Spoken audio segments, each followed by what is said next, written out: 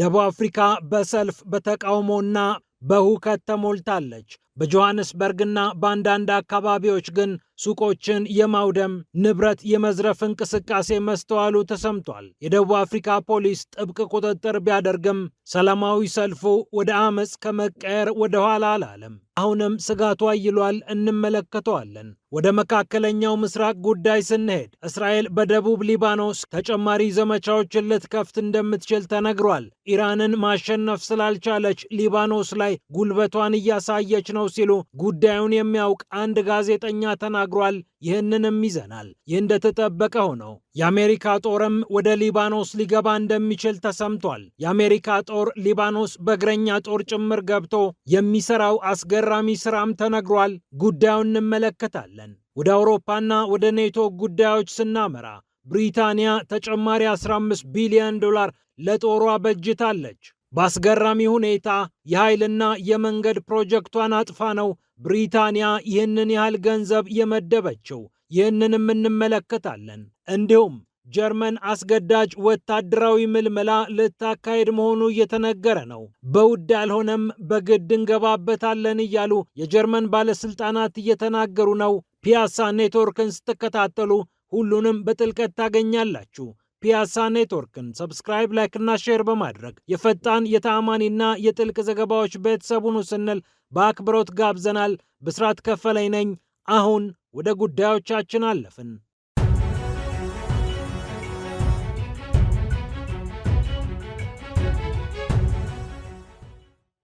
እጅግ የተጠናከረ ጥበቃ፣ በከፍተኛ የፖሊስ መጠን የሚታይ ቁጥጥር ቢኖርም በደቡብ አፍሪካ እየተካሄደ የሚገኘው ሰልፍ ዝርፊያና ሁከትን አስተናግዷል። በአብዛኛዎቹ የደርባን አካባቢዎች ሰላማዊ ሆኖ እየተካሄደ ነው ቢባልም በጆሃንስበርግና በሌሎች ከተሞች ሱቆችን የመዝረፍና የማውደም እንቅስቃሴ እንደታየ ቢቢሲ ዘግቧል። ከፍተኛ ቁጥር ያለው ፖሊስ ግን ይህንን አመፅ ለመቆጣጠር ተሰማርቶ እንደነበር ሲገለጽ ቆይቷል። የደቡብ አፍሪካው ፕሬዝዳንት ሲሪል ራማፎሳ ሰላማዊ ሆናችሁ ተቃውሟችሁን አሰምታችሁ ግቡ ቢሉም ሁሉም ሰልፈኛ ይህንን ሊሰማ አልፈለገም። የደቡብ አፍሪካ ፖሊስ ከ25,000 በላይ የሚሆኑ ሰነድ የሌላቸውን ስደተኞች አሰናብቻለሁ ቢልም ሰልፈኞቹ ቁጣቸውን ከማሰማት ወደ ኋላ አላሉም። ቢቢሲ ያነጋገረው አንድ የማላዊ ዜጋ 4 ታዳጊ ልጆቹን ደቡብ አፍሪካ ጥሎ ለመሰደድ እንደተገደደ ገልጿል። እንዲህ አይነት አሳዛኝ ክስተቶችን እያስተናገደ የሚገኘው የደቡብ አፍሪካ ፖለቲካ አሁን ደግሞ በሰልፍ ታጅቧል። ከሰልፉ በፊት በርካታ ሱቆች ተዘግተው መንገዶች ለሰው ባይተዋር ሆነው ታይተዋል። ከደርባን እስከ ጆሃንስበርግ የሚገኙ ከተሞች በተዘጉ ሱቆች ተሞልተዋል ይላል ዘገባው። በደቡብ አፍሪካ ከ3 ሚሊዮን በላይ ሕጋዊ ሰነድ ያላቸው ስደተኞች እንዳሉ ከደቡብ አፍሪካ የሚወጡ መረጃዎች ይጠቁማሉ። የደቡብ አፍሪካው ፕሬዝዳንት ሲሪል ራማፎሳም ሕጋዊ በሆነ መንገድ እዚህ የሚሰሩ ቤተሰባቸውን የሚያስተዳድሩ በደቡብ አፍሪካ ኢኮኖሚ ላይ የላቀ ሚና የሚጫወቱ ስደተኞች እንዳሉ አስቡ ብለው ሰልፈኞችን ለማረጋጋት ቀደም ብለው መልእክት ልከው ነበር። ይሁንና በቡድን እየተደራጀ የፖሊስን ስራ ካልሰራሁ የሚለውን የማርቾን ማርችና የኦፕሬሽን ዱዱላ ቡድንን ለመቆጣጠርና ለማስቆም ያደረጉት ጥረት በብዙ የአፍሪካ ስደተኞች ተተችቶባቸዋል። ኦፕሬሽን ዱዱላ የተባለው ቡድን የደቡብ አፍሪካ ፖሊስ ስራውን የማይሰራ ከሆነ እኛ አስገድደን እናሰራዋለን ማለቱም ተሰምቷል። ቀነ ገደቡ የሚጠናቀቅበት ሰኔ 23 ወይም ጁን 30 ከመድረሱ ከ24 ሰዓታት በፊት ናይጄሪያ 269 ዜጎቿን ከደቡብ አፍሪካ እንዳወጣች ይታወቃል። እስካሁን በጥቅሉ 600 ዜጎችን አውጥታለች ናይጄሪያ። የማላዊ መገናኛ ብዙሃን ደግሞ ከ7,000 በላይ የሚሆኑ የማላዊ ዜጎች ከደቡብ አፍሪካ እንዲወጡ እንደተደረገ ተነግሯል። አብዛኛውን ደቡብ አፍሪካ በግድ አስወጥታቸዋለች ነው የተባለው። ከ50,000 በላይ የሚሆኑ ህገወጥ ናቸው ወይም ሰነድ የላቸውም የተባሉ ዜጎች በቁጥጥር ስር እንደዋሉ የተናገረው ደግሞ የደቡብ አፍሪካ ፖሊስ ነው።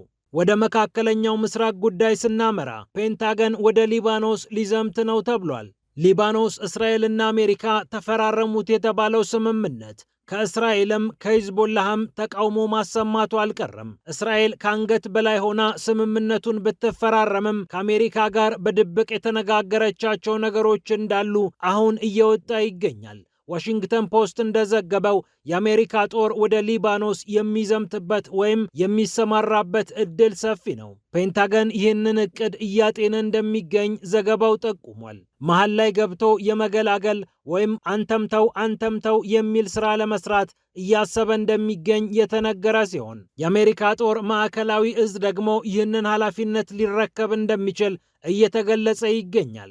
የአሜሪካ የእዙ አዛዥ የሆኑት ብራድ ኩፐር በዚህ ጉዳይ ላይ ቀጥታ ሚና ባይኖራቸውም እዛቸው ግን የቤት ስራ ሊሰጠው እንደሚችል ዋሽንግተን ፖስት ዘግቧል። በጋዛ ድንበር ላይ ተጨማሪ ሰራዊቷን ልታሰፍር እንደምትችል የተነገረላትና በእስራኤል ሀዮም የተዘገበላት አሜሪካ አሁን ደግሞ ተጨማሪ ጦር ወደ ሊባኖስ የምታሰማራ ከሆነ የሸሸችውን የእግረኛ ውጊያ ልትጋፈጥ ትችላለች ተብሏል። ይህ ደግሞ ከሂዝቦላህ ጋር የምትፋጠጥበትን እድል ከፍ ያደርገዋል። በአሜሪካ ወታደሮች ላይ የሚደርሱ ጉዳቶች ወታደራዊ ብቻ ሳይሆን ፖለቲካዊ መልክ ይኖራቸዋልና ነገሮች ለአሜሪካ ጦር አልጋ ባልጋ አይሆኑም እየተባለ ይገኛል። ከ4000 በላይ የሊባኖስ ዜጎች የተቀጠፉበት ከ1 ሚሊዮን በላይ የሚሆኑት ደግሞ የተሰደዱበት የእስራኤል እና የሂዝቦላህ ፍልሚያ የሊባኖስን ሕዝብ እያሰቃየ እንደሚገኝ የአደባባይ እውነት ነው።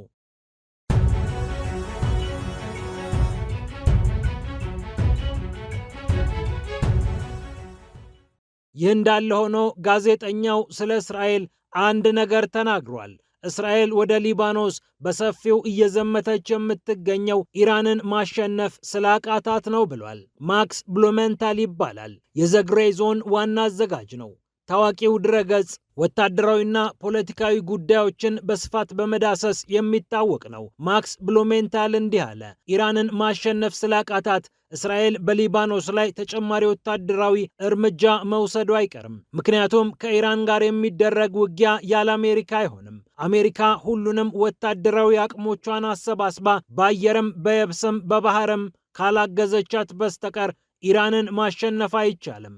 እናም ማሸነፍ የምትችለውን የቅርቧን ጠላት ሂዝቦላህን ለማሸነፍ ገብታበታለች ሲል ማክስ ብሉሜንታል ዘርዘር አድርጎ አስረድቷል። ወደ አውሮፓና ወደ ኔቶ ጉዳዮች ስናመራ ብሪታንያ ተጨማሪ 15 ቢሊዮን ዶላር ለጦሯ በጅታለች። ተሰናባቹ ጠቅላይ ሚኒስትር ኪር ስታርመርም ከመሰናበታቸው በፊት ምስላቸውን ሊያስተካክል የሚችል እርምጃ ወስደው ሊጓዙ እንደሆነ ቢቢሲ ዘግቧል። ከ15 ቢሊዮን ዶላር በላይ የሚሆን ተጨማሪ በጀት የበጀተችው ሀገሪቷ 2029 ላይ 80 ቢሊዮን ፓውንድ የሚሆን ዓመታዊ በጀት እንደሚኖራት ተጠብቋል። ታዲያ ብሪታንያ ይህንን ተጨማሪ በጀት የበጀተችው ከኃይልና ከመንገድ ፕሮጀክቷ ላይ ቀንሳ መሆኑ ብዙዎችን አስደንግጧል። ሩሲያን ሰበብ አድርጎ እየታጠቀ የሚገኘው ኔቶና አውሮፓ ምን አጣዳፊ ጉዳይ ቢመጣበት እንዲህ ኢንቨስት ለማድረግ አሰበ የሚል ጥያቄ እየተነሳ ይገኛል። 5 ቢሊዮን ፓውንድ አካባቢ በድሮን ላይ ኢንቨስት አድርጋለሁ እያለች የምትገኘው ለንደን የጦር ሰራዊቷን በዲጂታል መንገድ ለማዋቀርና ተጨማሪ የአርቲፊሻል ኢንተለጀንስ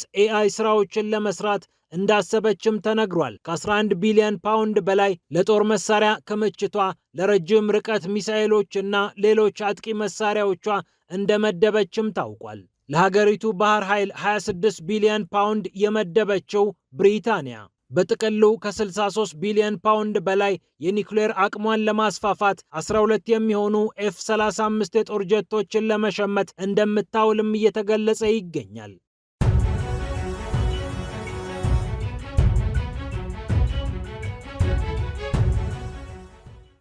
በመጨረሻም ጀርመን በውድ አልሆነም በግድ ገባበታለሁ ብላለች። ዜጎቿን በፍቃዳችሁ ወደ ጦር ሰራዊቱ ግቡ ብላ የጠየቀችው በርሊን አሁን ግዴታን ልታመጣ እንደምትችል ተነግሯል። ከ15 ዓመታት በፊት አይሆንም ብላ የተወችውን ሕግ ዳግም ልትመልስ እንደምትችል የሀገሪቱ የመከላከያ ሚኒስትር ቦሪስ ፒስቶሪየስ ሲናገሩ እንደነበር ይታወቃል። አንጋፋው የጀርመን የፓርላማ አባል ቶማስ ሮካምፕ በበኩላቸው ለአጃንስ ፍራንስ ፕሬስ እንደተናገሩት ጀርመን በቅርብ ዓመታት ውስጥ ማሳካት ያለባትን ቁጥር ለማሳካት የግድ ወታደራዊ ምልመላ ውስጥ ልትገባ እንደምትችል ጥቆማ ሰጥተዋል። አሁን ያላትን 186,000 ሰራዊት ወደ 260,000 ከፍ አደርጋለሁ፣ 200,000 ተጠባባቂ ወታደር በ2030ዎቹ አጋማሽ ይኖሩኛል ብላ እያሰበች የምትገኘውና በሩሲያ እስከ 2028 ልወረር እችላለሁ ብላ እየገለጸች የምትገኘው ጀርመን ተጨማሪ ወታደራዊ ምልመላ እንደሚያስፈልጋት አምናለች። ዕድሜያቸው ከ18 ዓመት በላይ የሆኑ የሀገሪቱ ወጣቶችም በአስገዳጁ ምልመላ የሚያልፉበት ዕድል ሰፊ እንደሆነ ተነግሯል። በቅርቡ ለጦር ሰራዊት አባልነት ምዝገባ አንዳንድ ጥያቄዎችን የጠየቀችው ጀርመን 300,000 የሚሆኑ ሰዎች ፎርም ሞልተውላት በፍቃዴ እገባለሁ ብለው የተመዘገቡት ግን ከ530 የሚበልጡ አይደሉም። በዚህ ምክንያት ነው በውድ አልሆነም በግድ ትገቧታላችሁ እያለች ወጣቶቿን እያስጠነቀቀች የምትገኘው። ፒያሳ ኔትወርክን ስትከታተሉ ሁሉንም በጥልቀት ታገኛላችሁ። ፒያሳ ኔትወርክን ሰብስክራይብ፣ ላይክ እና ሼር በማድረግ የፈጣን የተአማኒና የጥልቅ ዘገባዎች ቤተሰቡን ስንል በአክብሮት ጋብዘናል። ብስራት ከፈለኝ ነበርኩ። ሰላም ለዓለማችን።